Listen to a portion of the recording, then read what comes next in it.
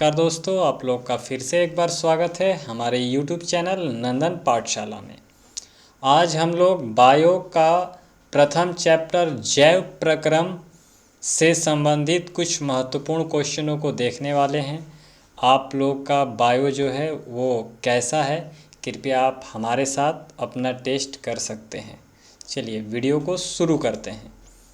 पहला क्वेश्चन है, अमीबा अपना भोजन कैसे पकड़ता है। जी हाँ, जो अमीबा होता है एक कोशिकीय जीव है। अमीबा यह अपना भोजन कैसे पकड़ता है? स्पर्शक द्वारा, जीभ द्वारा, कुटपाट द्वारा या मुंह द्वारा। तो अमीबा अपना भोजन जो है वो कुटपाट द्वारा पकड़ता है। सी इज़ द राइट आंसर। अगला सवाल देखा जाए। 2 नंबर सवाल है कि मछली का श्वसन अंग है। जी हाँ, मछली का श्वसन अंग कौन सा है? ट्रैकिया, गिल्स, त्वचा या फेफड़ा। तो जो मछली होती है वो गिल्स द्वारा सांस लेती है। तो मछली का श्वसन अंग क्या है? गिल्स। चलिए अगला सवाल देखा जाए। तीसरा सवाल है कि पौधों में गैसों का आदान प्रदान किसके द्वारा होता है। जी हाँ, जो पौधे होते हैं पौधों में गैसों का आदान प्रदान किसके द्वारा होता है? रंध्र द्वारा, जड़ द्वारा, तना द्वारा या टहनी द्वारा। तो पौधों में गैसों का आदान प्रदान रंध्र द्वारा होता है। A is the right answer. अगला सवाल देखते हैं। 4 नंबर सवाल है कि निम्नलिखित में किस जीव की धड़कन सबसे तेज होती है। जी हाँ, किस जीव की धड़कन जो है जो सबसे तेज होती है? व्हेल, चूहा, हाथी या आदमी की। तो सबसे तेज जो धड़कन है वो सबसे तेज धड़कन जी हाँ मनुष्य की होती है, जो कि 1 मिनट में कितनी बार होती है? 72 बार। चलिए अगला सवाल देखते हैं। अगला सवाल है 5 नंबर सवाल है कि अमीबा में अधिकांश पोषण कैसे होता है। जी हाँ, अमीबा जो जीव है कोशिकीय उसमें अधिकांश पोषण कैसे होता है? शाकाहारी, सर्वाहारी, अंतर्ग्रहण या स्वपोषी। तो अमीबा में जो अधिकांश पोषण है वो अंतर्ग्रहण क्रिया के द्वारा होता है। तो सी इज़ द राइट आंसर, अंतर्ग्रहण। अगला सवाल देखते हैं। 6ठा सवाल है, प्रकाश संश्लेषण की क्रिया होती है। जी हाँ, प्रकाश संश्लेषण की क्रिया होती है। प्रकाश संश्लेषण की क्रिया कैसी होती है? जंतुओं में, पंछियों में, मनुष्यों में या हरे पौधों में। तो प्रकाश संश्लेषण की जो क्रिया है वो केवल हरे पौधों में होती है। D is the right answer. अगला सवाल देखते हैं। 7 नंबर सवाल है कि किसकी उपस्थिति, जी हाँ, किसकी उपस्थिति के कारण पौधों का जो रंग है वो हरा होता है? क्लोरोफिल, ल्यूकोप्लास्ट, रंध्र या इनमें से कोई नहीं। तो किसी भी पौधे का जो रंग हरा होता है उसके पीछे का क्या कारण है? क्लोरोफिल। क्लोरोफिल के कारण पौधों का रंग कैसा होता है? हरा होता है। अगला सवाल देखते हैं। अगला सवाल है 8 नंबर सवाल क्या है कि पौधों में उत्सर्जी पदार्थ कौन है। जी हाँ, जो पौधे होते हैं पौधों के अंदर से उत्सर्जी पदार्थ कौन सा निकलता है? गोंद, टैनिन, रेजिन या इनमें से सभी। तो जी हाँ, पौधों का उत्सर्जी पदार्थ गोंद भी है, टैनिन भी है और रेजिन भी है। तो सही जवाब क्या होगा? डी, इनमें से सभी। अगला सवाल देखते हैं।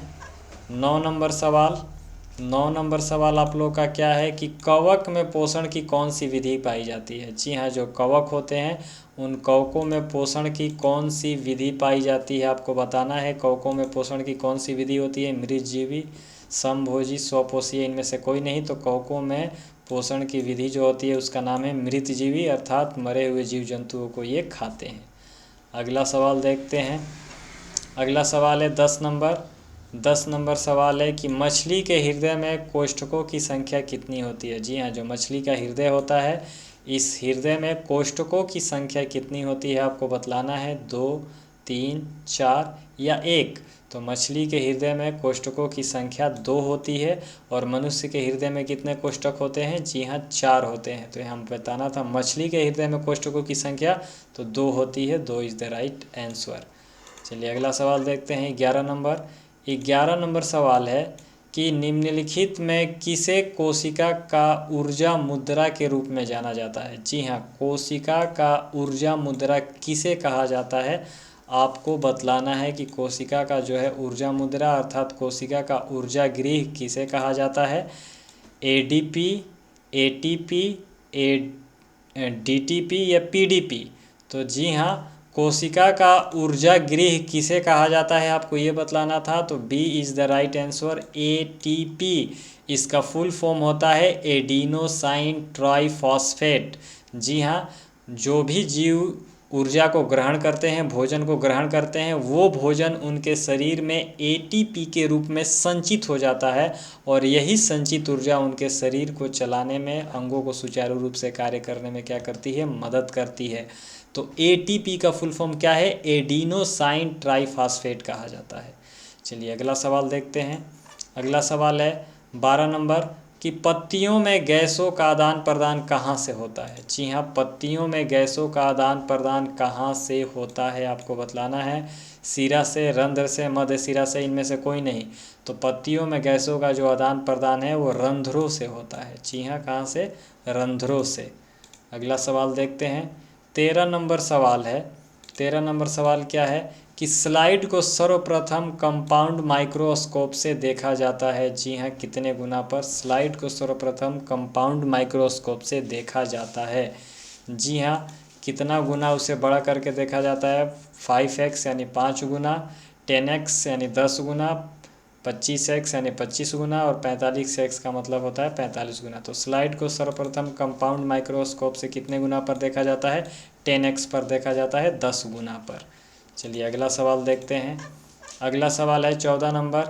14 नंबर सवाल क्या है कि पादपों में फ्लोएम किसके लिए उत्तरदायी है। जी हाँ, पादपों में जो फ्लोएम ऊतक होता है वो किसके लिए उत्तरदायी है, जल संवहन, भोजन संवहन, अमीनो अम्ल संवहन या ऑक्सीजन का संवहन। तो पादपों में फ्लोएम ऊतक भोजन संवहन के लिए उत्तरदायी होता है, B is the right answer. अगला सवाल देखते हैं 15 नंबर। 15 नंबर सवाल है कि शैवाल में जल का परिवहन किसके द्वारा होता है। जी हाँ, जो शैवाल होता है उसमें जल का परिवहन किसके द्वारा होता है, परासरण या विसरण द्वारा। तो शैवालों में जल का परिवहन विसरण की क्रिया द्वारा होती है। जी हाँ, किस क्रिया द्वारा, विसरण। अगला सवाल देखते हैं 16 नंबर। 16 नंबर सवाल है कि कुटपाद किस में पाया जाता है। जी हाँ, जो कुटपाद होता है वो किस में पाया जाता है, पैरामीशियम में, यूग्लिना में, अमीबा में या इनमें से कोई नहीं। तो जो कुटपाद पाया जाता है, जी हाँ, किस में पाया जाता है, अमीबा में कुटपाद पाया जाता है, जिसकी मदद से ये क्या करता है, भोजन को ग्रहण करता है। अगला सवाल देखते हैं 17 नंबर सवाल। 17 नंबर सवाल है कि क्लोरोफिल वर्णक का रंग कैसा होता है। जी हाँ, क्लोरोफिल वर्णक का जो रंग है वो कैसा होता है, हरा, नीला या लाल। तो क्लोरोफिल वर्णक का रंग हरा होता है, जिसके कारण पत्तियां हमें हरी दिखाई देती हैं। चलिए अगले सवाल को देखते हैं 18 नंबर। 18 नंबर सवाल है कि खुला परिसंचरण तंत्र किस में पाया जाता है। जी हाँ, खुला परिसंचरण तंत्र किस जीव में पाया जाता है, मनुष्य, घोड़ा, ऊँट या तिलचट्टा। तो खुला परिसंचरण तंत्र जो है वो तिलचट्टा में पाया जाता है। जी हाँ, D is the right answer. अगला सवाल देखते हैं 19 नंबर सवाल है आप लोगों का कि स्वपोषी पोषण के लिए क्या आवश्यक है। जी हाँ, स्वपोषी पोषण के लिए क्या आवश्यक है, कार्बन डाइऑक्साइड, क्लोरोफिल या सूर्य का प्रकाश। तो स्वपोषी पोषण के लिए कार्बन डाइऑक्साइड भी चाहिए, क्लोरोफिल भी चाहिए और सूर्य का प्रकाश भी चाहिए। जी हाँ, तो सबसे सही जवाब क्या होगा, इनमें से सभी, यानी तीनों के तीनों। D is the right answer. चलिए अगला सवाल देखते हैं 20 नंबर। 20 नंबर सवाल है कि हरे पौधे क्या कहलाते हैं। जी हाँ, हरे पौधे क्या कहलाते हैं, उत्पादक, अपघटक, उपभोक्ता, इनमें से कोई नहीं। तो हरे पौधों को उत्पादक कहा जाता है। जी हाँ, हरे पौधों को क्या कहा जाता है, उत्पादक।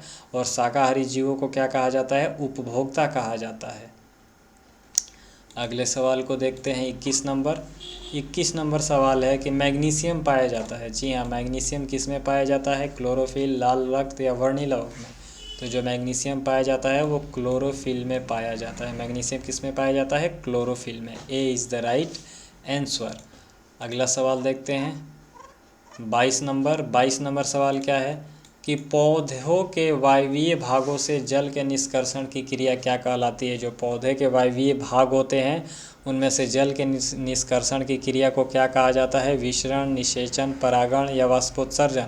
तो वायवीय भागों से जल का निष्कर्षण क्या कहलाता है, वाष्पोत्सर्जन। D is the right answer. अगला सवाल देखते हैं 23 नंबर। 23 नंबर सवाल है कि पादपों में जाइलम किसके लिए उत्तरदायी है। जी हाँ, जो पादप होते हैं यानी पेड़ पौधे होते हैं उनमें जाइलम ऊतक क्या करता है, जल का संवहन, भोजन का वहन, अमीनो अम्ल का वहन। तो पादपों में जाइलम क्या करता है, जल का संवहन करता है। A is the right answer. अगला सवाल देखते हैं 24 नंबर। 24 नंबर सवाल है कि रेजिन किस पदार्थ का उत्सर्जी पदार्थ है। जी हाँ, जो रेजिन उत्सर्जी पदार्थ है वो किस पौधे से निकलता है, बबूल, चीड़, पीपल या कनेर। तो जो रेजिन होता है, जी हाँ, चीड़ के पौधे से प्राप्त किया जाता है। कहाँ से, चीड़ के पौधे से। अगला सवाल देखते हैं 25 नंबर। 25 नंबर सवाल है कि अमीबा तथा पैरामीशियम में पोषण की कौन सी विधि पाई जाती है। जी हाँ, अमीबा तथा पैरामीशियम में पोषण की कौन सी विधि पाई जाती है।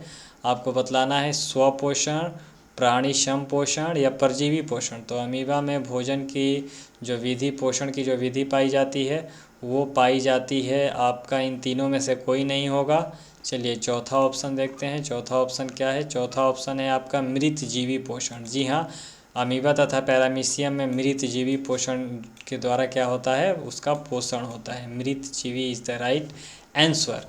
तो चलिए आज हमने बायो का जो है पार्ट 1 अर्थात चैप्टर 1 जो है जैव प्रक्रम, उसके कुछ महत्वपूर्ण क्वेश्चनों को देखा।